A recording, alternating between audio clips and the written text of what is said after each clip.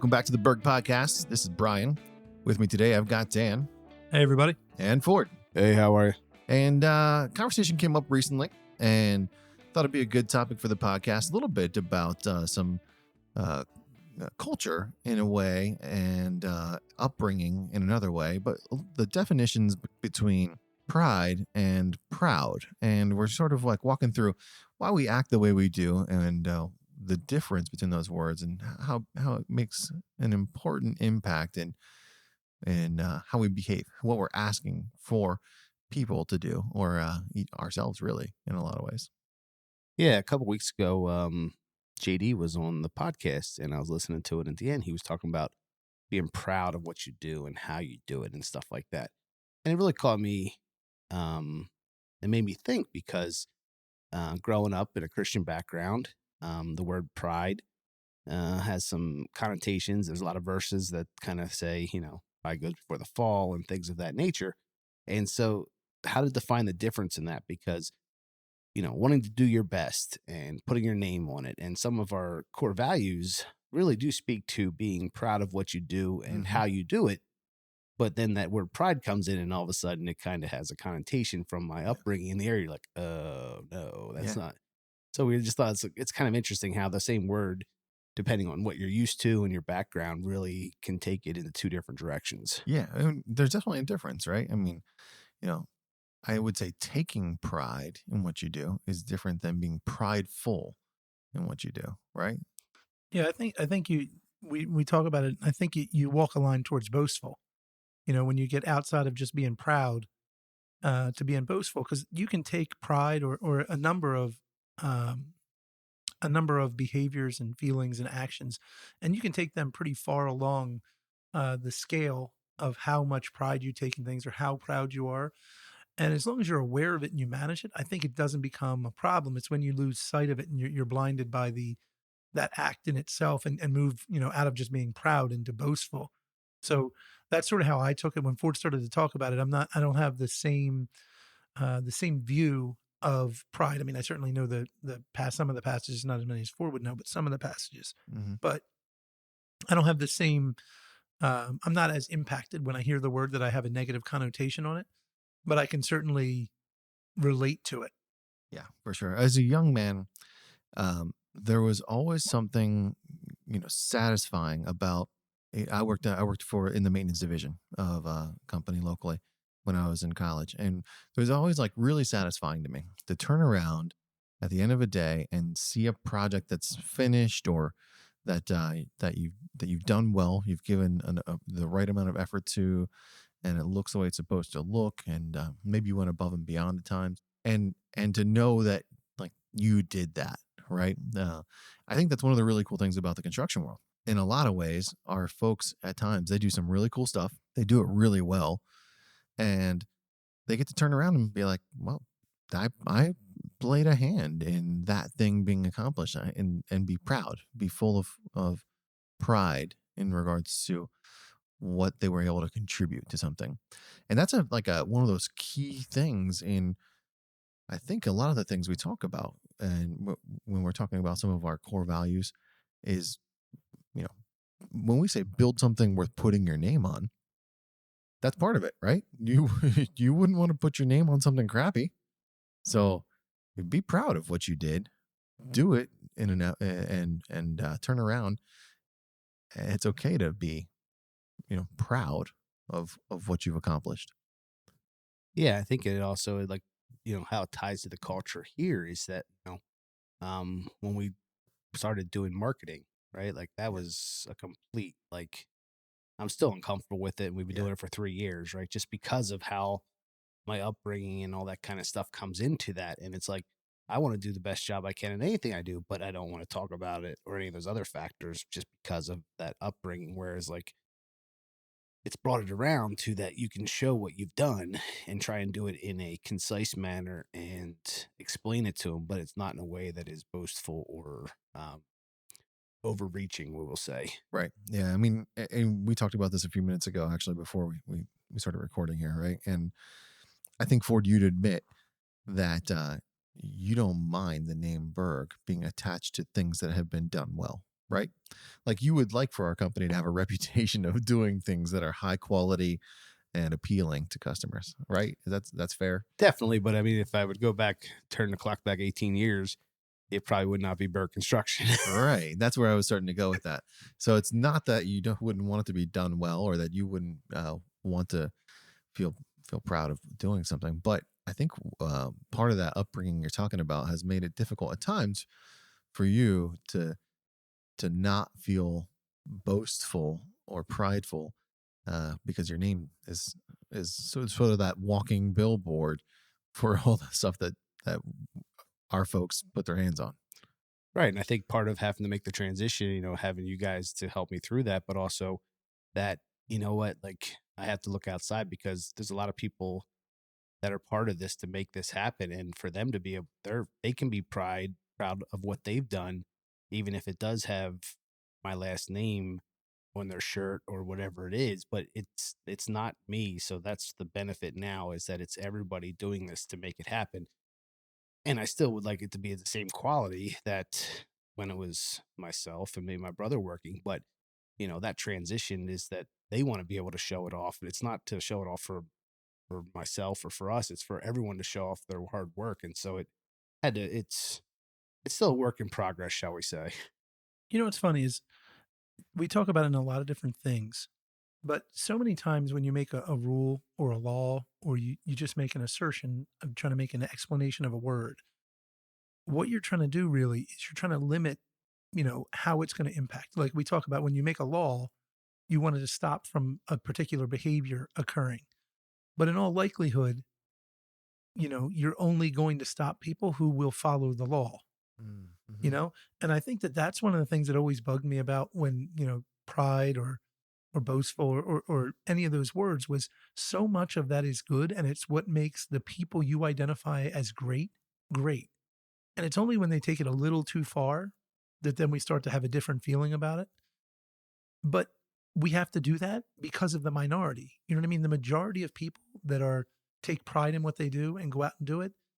I don't know the statistic, but I mean, 90% of them go out and do a good job because they take pride in what they do. They want to do their best. They want it to be representative of their skill and represent their family, themselves, the people they work for, all different groups.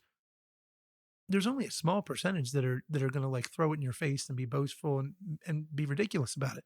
Mm-hmm. But we make a negative connotation on the word because of that small group.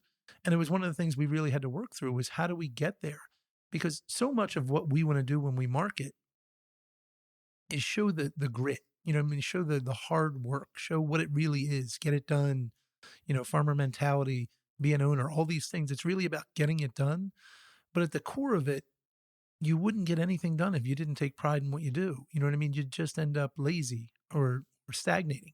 Yeah. If you didn't care about the result, yeah, How far why would you would you get? give the effort? Yeah. Right.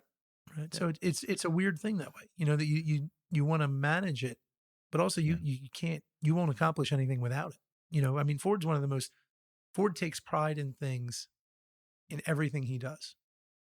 And it's represented, in how he lives his life. But if you asked him, he'd say, I'm not proud, because of his connotation of that word. Mm-hmm. Well, it's like the word entrepreneur, like that. My whole life, the word entrepreneur was someone that didn't really have a job, right? That's just, it's like, oh, they're an entrepreneur. It's not like they're a business person, they're an entrepreneur, which basically would mean, they jump around, don't really do anything. And so, like, in the beginning, when people are like, oh, you're an entrepreneur, it's like, no, I work in a business. Like, Right. it's amazing how your upbringing has such strong Yeah. ties to as things as small as just a word. Right. Well, Yeah. and how words can impact you. We talked about this briefly when Ford said, what if we talk about this topic? I talked about when we went through the attributes process, and it came up and it said I was narcissistic. And in a funny way, I said, I couldn't believe this. I was wildly insulted and thought this test must be absolutely wrong. And I walked up to Kelsey. I was like, do you believe this test? This stupid thing says I'm a narcissist. And she was like, you are a narcissist. And I was like, what? Then I was insulted again. Right. But Yeah. when we actually met with Dave Deviney and he went over narcissism, it was like, I am actually those things. I am, but they're in moderation. It's okay. But what's happened is the word becomes the narcissist is the extreme of someone who has narcissism. Right. So you don't have to be a narcissist. You just have the tendency. And I think there's a lot of similarities there.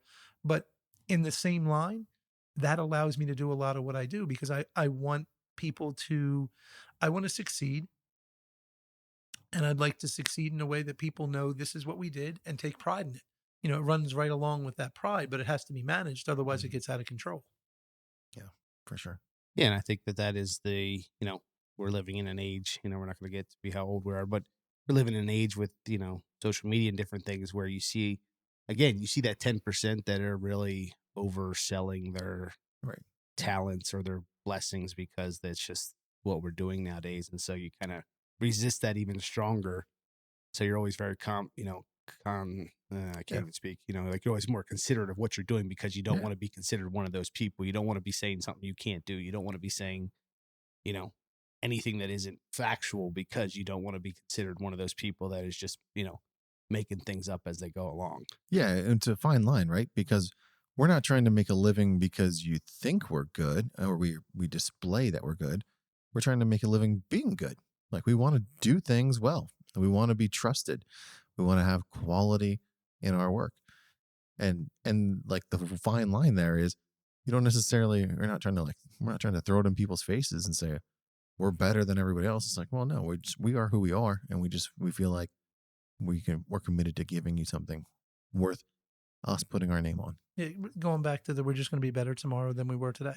Yeah. You know, it's just it's a better, a healthier way of looking at competition. I have a friend I grew up with, and he's a real good athlete, super competitive, and he might have some of these flaws. And he used to say, "There's no such thing as luck, because you make your own luck." You know, and I'm a believer in that. I believe that there are there was thousands of people with the same opportunity Ford had at Temple that just didn't take it. They just didn't see it. They didn't even know it was there, perhaps, or maybe they did, but they made a couple wrong choices, or things just broke wrong. But it wasn't luck. It's people making decisions at the point where it's an opportune time to make that decision, and then being willing to invest in themselves and able to take advantage of that. You know, it's taking advantage of the opportunities in front of you. It's not luck.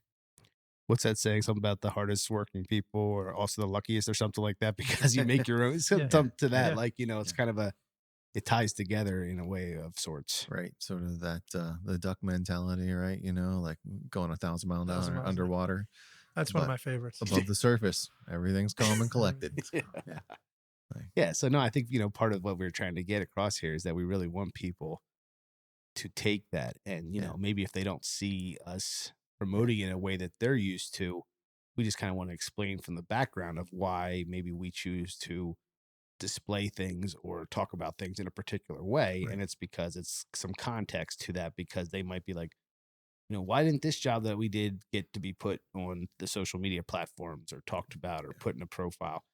And there's just, sometimes it's client issues too that they don't want it to be done. But, it's not that we aren't proud of every job that we get and our team gets to work on. It's just that there's also some extra factors in play. Right. Yeah. That's Well, and true. let us know. You know what I mean? We always say we hear all so much about communication, but communication is a two-way street. I mean, and it's got to come back to us. You know what I mean? And so if there's something that you have a question or you want to know about it, or anything at all, we want you to take pride in what you do. And if part of taking pride is you want to ask a question, you want to talk about something, you want us to spotlight something, then certainly just tell us. Let us know what it is because it's probably a valid point. But we don't naturally just want to go out and tell everybody, hey, look at how great we are. It's not in any of our natures to do that. Each of us to varying degrees would want to do well and take pride in what we do and would like people to realize that we did a good job, Yeah. in varying degrees of those three things. But It's cool for me to hear guys like JD talk about it, right? We've got a lot of really good people in our organization who do a lot of really good work. And it was kind of funny going through the transition where we decided we're going to be a little more visual. We're going to put more stuff on social media. A lot of times the people doing the great stuff, the cool stuff, the stuff that we believe is worth noting and putting our name on, they don't want the recognition either, right? And it is interesting that way. You hear guys like JD talk about the value and being able to do that, and it's cool that our folks get that opportunity, and we want to be able to say, to the world, look how cool our people are. Look at the awesome stuff they're doing. and we're not always great at that because we're in the back of our heads. We're kind of saying like, isn't that just who we are? Yeah, isn't that what we were supposed to do? So it's a tough line to walk at times. No, I mean, we've talked, JD and Scott and a couple other people have got on this podcast, but there's some other people we'd love to get on too, but they've just chosen not to, that's not their thing. Or, look at Joe Griffin. He's been with us for 10 years and Yeah. that's not he's never expressed an interest in doing that kind of stuff just because he just wants to do his job. He wants to do it well and he just wants to go home. He doesn't want the fanfare. He doesn't want the hoopla as much. And that's just, because we've asked him different times to do different things and he's always just kind of like, I'll just do my job. I'm cool.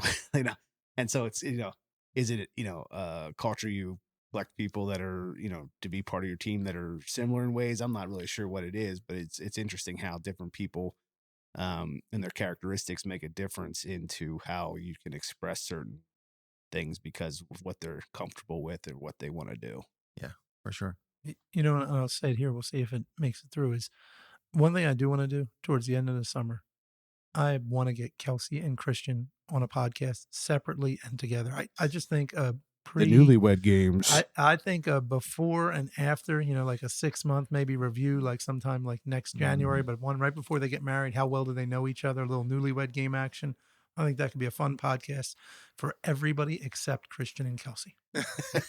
And that's just the greater good. You know what I mean? There's like 90 of us. I mean, Brian, if I told you I could make 80% of the company really happy, you just wait till this comes out and the next day you call down to ask for something. You're going to get like a dead dial tone on the other end of that phone. Oh, I already warned her. I said, you better prep. She's got to come up with some questions to stump Christian. Yeah. I think they got to be blind questions. They can't know the questions are coming, right? Yeah. So we'll have to. I think Maybe we do it like we did Brad that day. Where we just say You'd be like, Brad, hey, Kels, we're just going to talk about what operations admin looks like for you. And then we get her in here and boom, hit her with a real we can question. talk a little bit about the AP process. Yeah. So let's get to know Kelsey. Yeah. Tell Christian we just want to talk about him and his red shorts. Yeah, red shorts. How photogenic he is. Yeah. How photogenic is his calendar. Yeah. Yeah. The Christian months of Berg Christian calendar. He's real fond of that. He wants to. He might pay for that himself to roll it out. He probably has one already. It's like a Shutterfly edition. Yeah, Ben's probably got one too. Two copies. Yeah. Oh boy. Well, I think we're starting going off. We're starting going off the rails. Here we go. Off the rails. That's right. That's how these conversations go. Yeah. No, I think it's a good place to wrap it up. It's fun that we believe we're giving people the opportunity of success and to feel empowered and feel like they've accomplished something. But it's also a lot of fun when they verbalize it. And, and that difference between the two words, and I know that's a struggle for you, especially, Ford, with your name being on everything that floats around over here. But the difference between the two words really is, that not being boastful, but certainly being proud of a job well done. Yeah, and I mean that's something I just want to make sure we attain the whole time is to be who we are. We need to be able to go out there and know that each job we do, we're proud of what we did. We're proud of the end product, and we saw it through. I think it's a good place to wrap it up. Thanks for joining us again today, folks. We'll catch you on another episode.